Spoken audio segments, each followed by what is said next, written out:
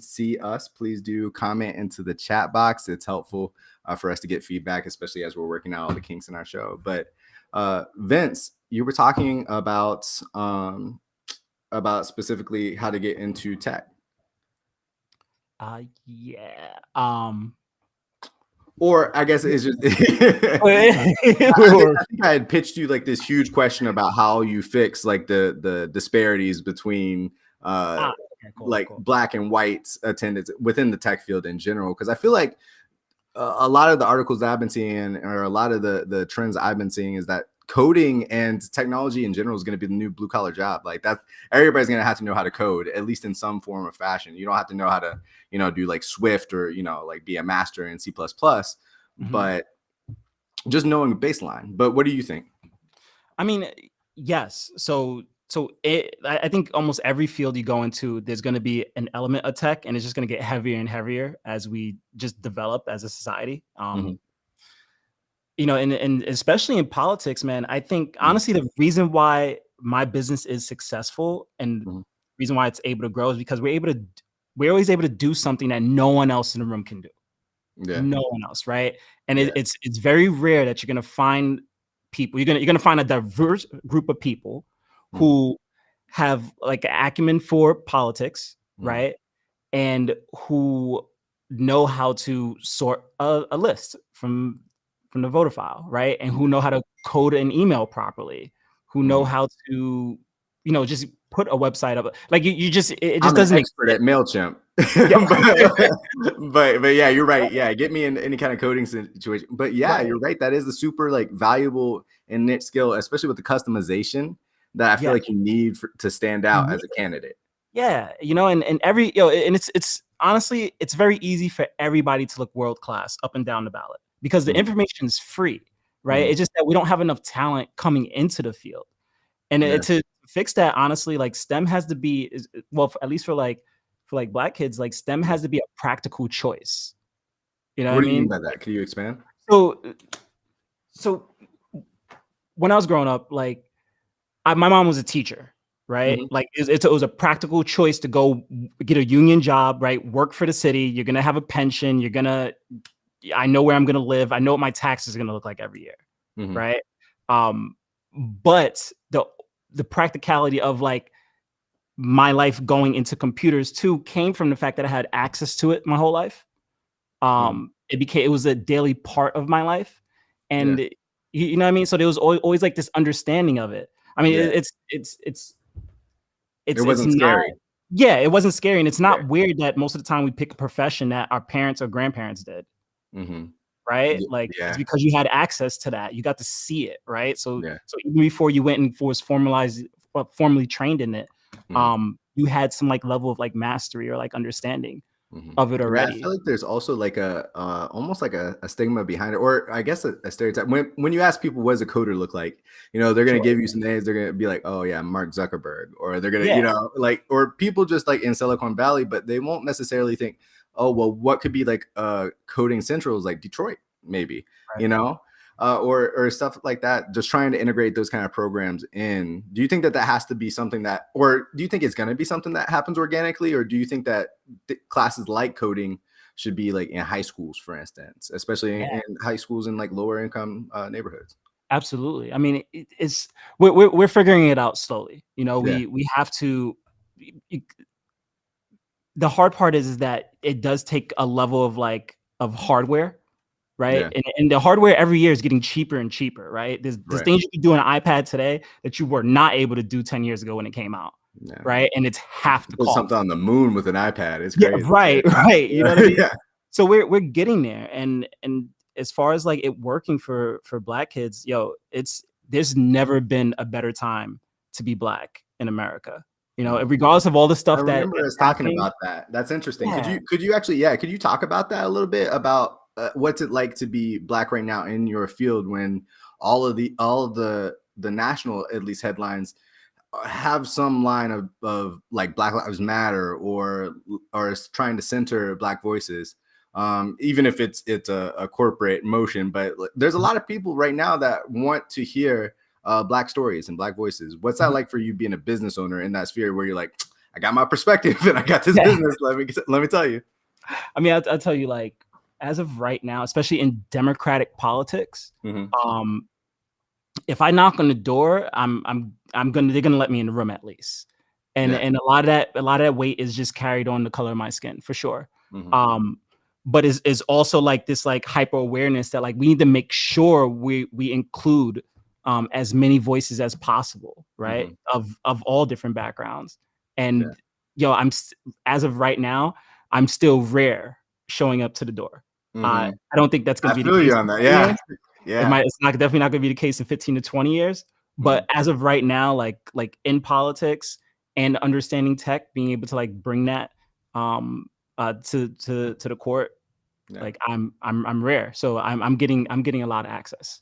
No, I mean, that's awesome. I mean, you use whatever you can use, right? I mean, it's interesting to try and see it like evolve day over day, or see, I don't know. It's just crazy whenever you're going here in the Midwest, we have like grocery stores, Hy-Vees, and they're just like, they have huge banners to be like, we care about Black lives. And I'm like, oh, that's nice. I just wanted some milk. But I mean, it's cool. It's cool to see it. Like, you know, like where you're just like, yeah, it does matter. I wish that was the baseline. I didn't know that we had to say it, but yeah, it's good. Like I'm excited about the inclusion, but I don't know.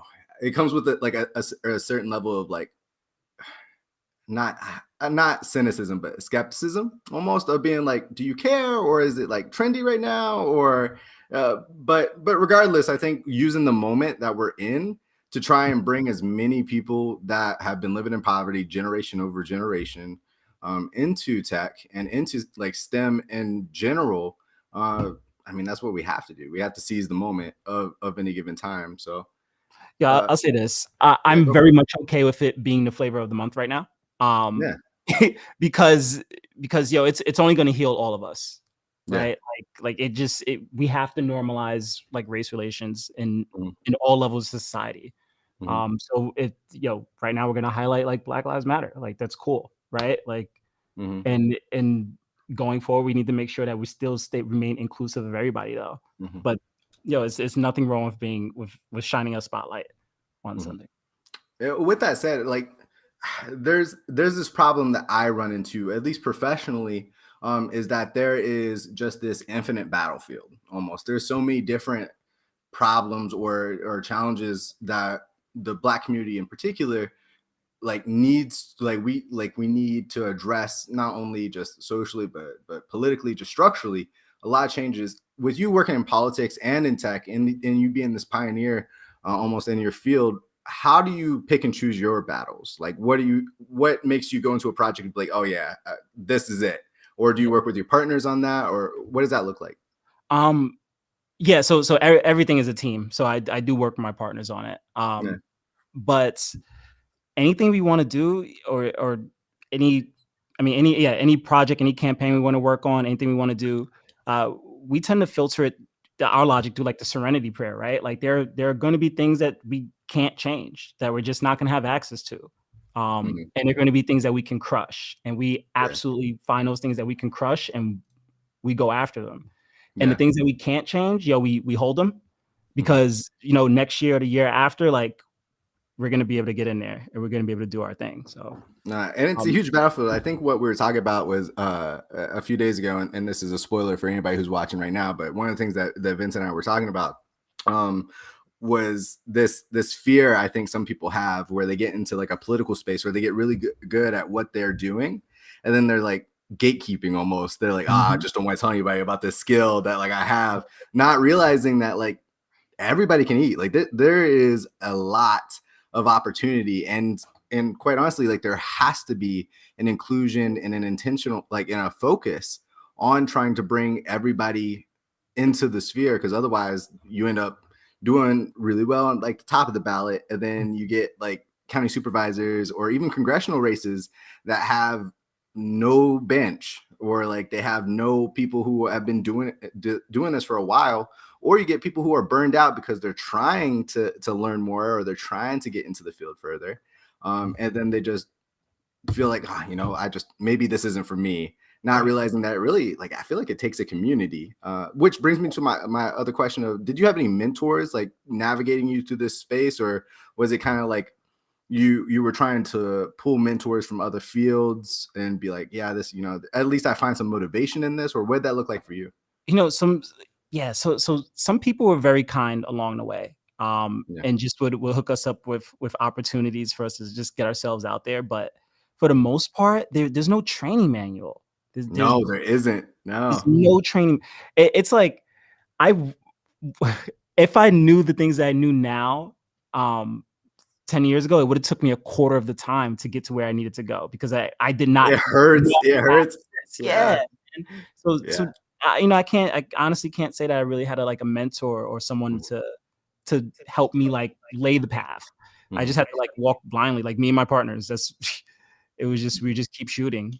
Yeah. It was like that for me. And when I first hopped onto a congressional race, I had like no prior experience. I was a biology and chemistry major, so I wasn't even, I was fresh into the game. I was just really eager and I wanted to learn. And so I started to try and read like books from like Obama's 2008 campaign.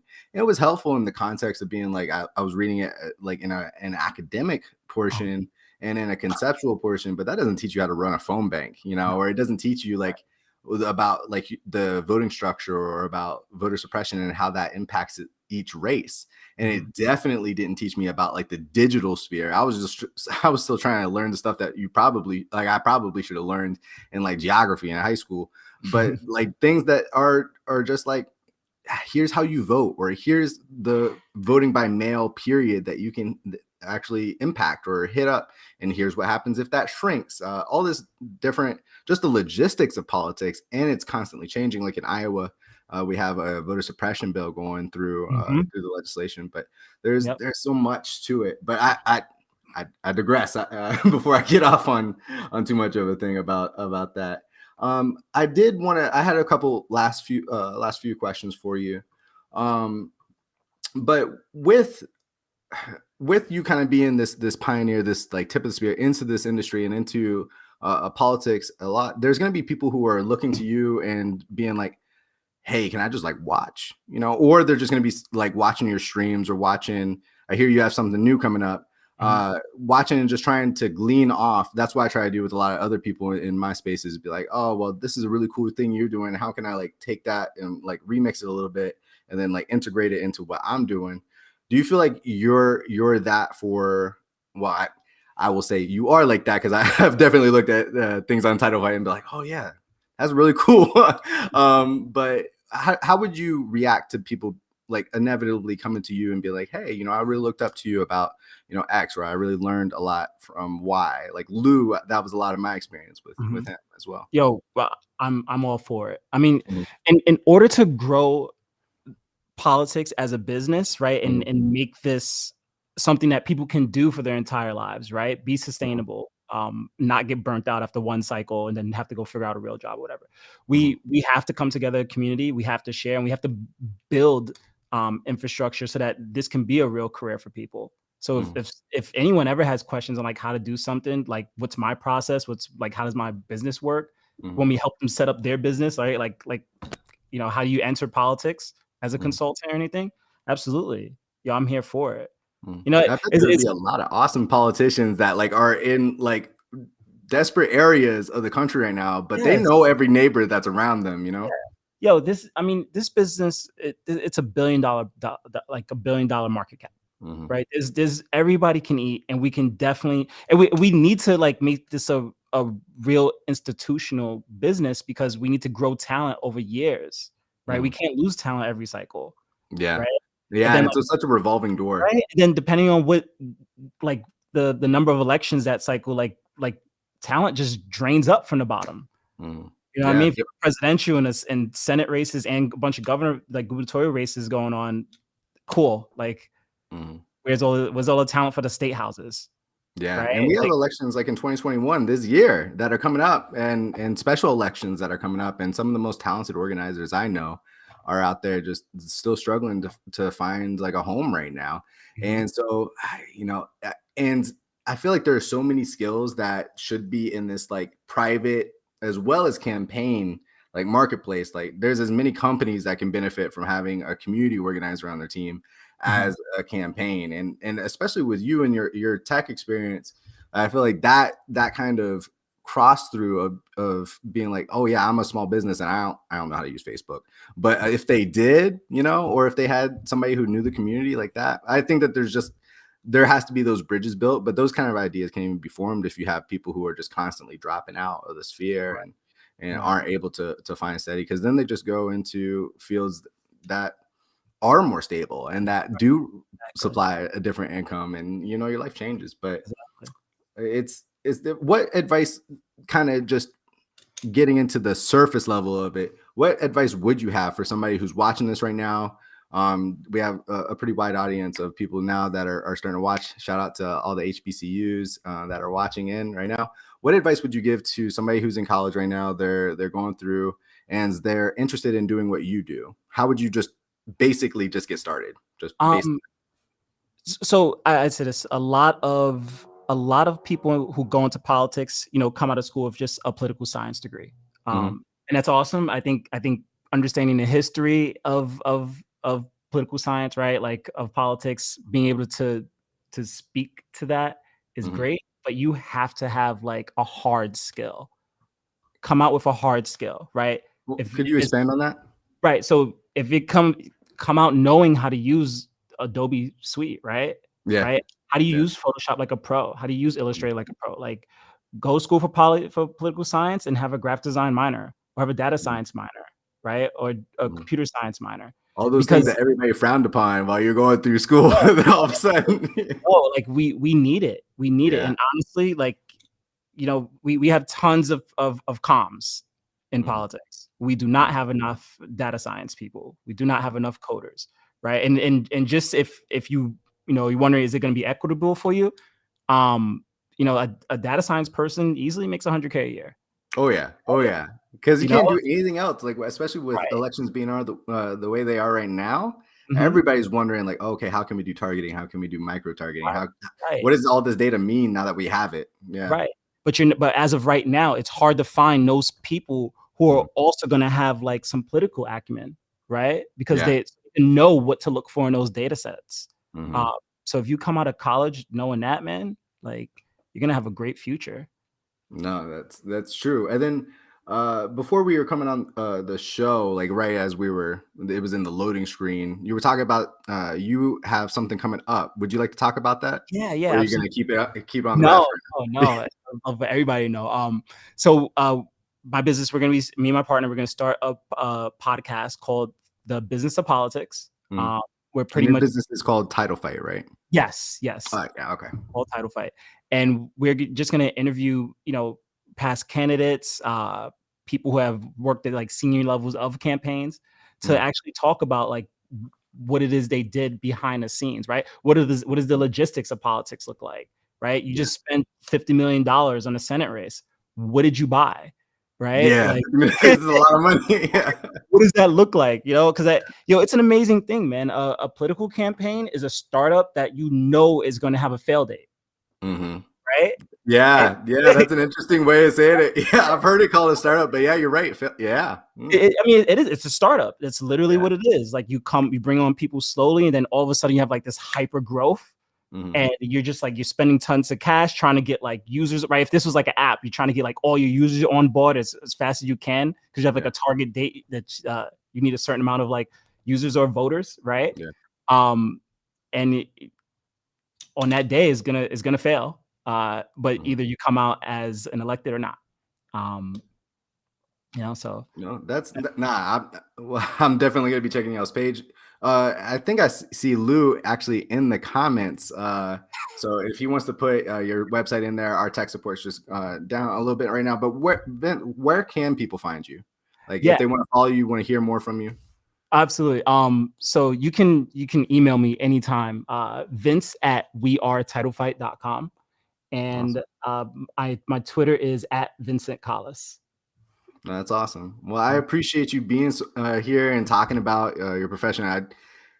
we could go off a lot of tangents with the political portion. But no, I really do appreciate you being here and highlighting the technology field for everybody here.